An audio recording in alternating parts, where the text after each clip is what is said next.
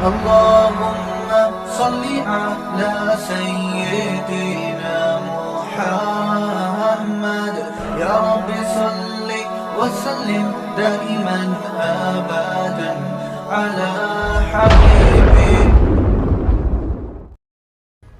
اچھی طرح سے استنجا کرنے کے بعد جب جا کر بیٹھتا ہوں تو محسوس ہوتا ہے کہ پیشاب کے قطرے نکل گئے. 1 2 تو حضرت ایسے میں ناپاکی ہو جاتی ہے یا نہیں؟ جبکہ یہ میرے ہاتھ، اب انہوں نے کہا تھا سوال تمیز سے پڑھیں، میں سوال انہوں نے لے لگا دیتا ہوں نا سر جلدی جلدی، تو انہوں نے کہا تھا ریکارڈ ہو رہا ہے تمیز سے پڑھیں. دوبارہ سے بسم اللہ الرحمن الرحیم، ابھی یاد مجھے ابھی آیا ہے.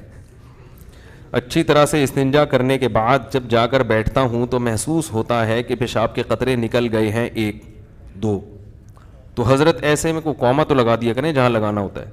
حضرت ایسے میں ناپاکی ہو جاتی ہے یا نہیں؟ جبکہ یہ میرے ہاتھ میں نہیں ہے. اس سے بھی عذاب قبر ہوتا ہے؟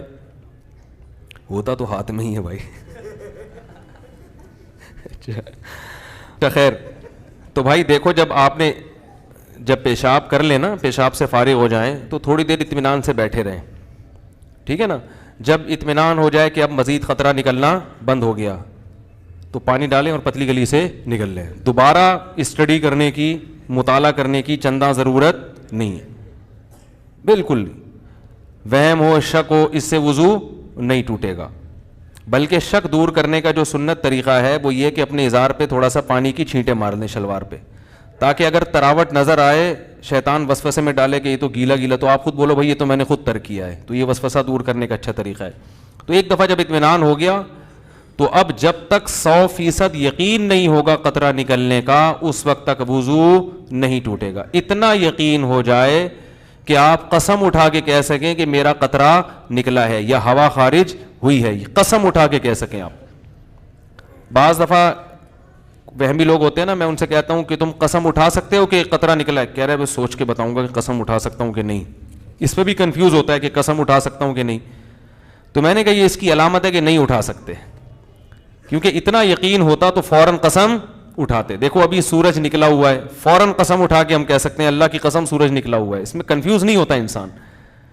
تو جب تک اتنا یقین نہ ہو جائے کہ پیشاب کا قطرہ نکلا ہے یا ہوا خارج ہوئی ہے اس وقت تک وضو آپ کا باقی رہے گا. لیکن وہمیوں کو بات سمجھ میں نہیں آتی، یہ پھر بھی کنفیوزڈ ہی رہیں گے یہ. تو اللہ اس کے رسول نے جب ایک بات بتا دی ہے تو بھائی اس پہ یقین کر لو، بس چپکے سے نماز پڑھو. پھر شیطان کہنا کہ ہو سکتا ہے نکلا ہو، تو بولو نکلا ہوگا تو بھی اللہ قبول کر رہا ہے. ہم نے اللہ سے قبولوانی ہے. جب اللہ قبول کر رہا ہے تو ہمیں یہ سوچنے کی کیا ضرورت ہے کہ نکلا ہے کہ نہیں نکلا، جب اللہ ایسے ہی قبول کر رہا ہے. تو ایک دفعہ اطمینان ہو کہ قطرہ آنا بند ہو گیا، اس کے بعد پھر شک سے وضو نہیں ٹوٹے گا. ہاں بعض یہ جو نوجوان لڑکے ہیں یا کم عمر لڑکے ہیں یہ پیشاب کرتے ہی اٹھ کے بھاگ جاتے ہیں.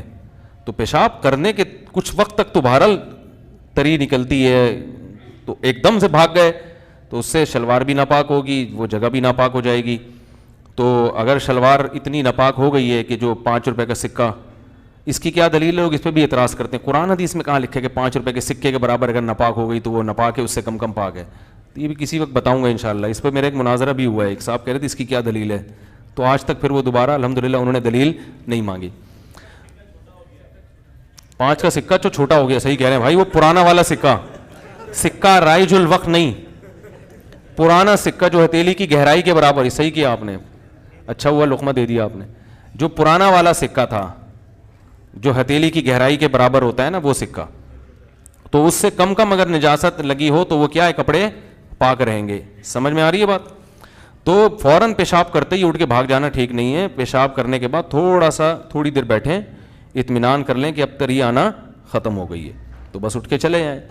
تو اور ختم ہو جاتی ہے تھوڑی دیر میں. اور اگر غور فکر میں لگے رہیں گے نا وہاں بیٹھ کے تو قیامت تک ختم نہیں ہوگی، یہ بتا دوں میں. قیامت آ جائے گی، پولیس بلوانی پڑے گی آپ کو واش روم سے باہر نکالنے کے لیے کیونکہ وہمیوں کا کوئی علاج نہیں ہے دنیا میں.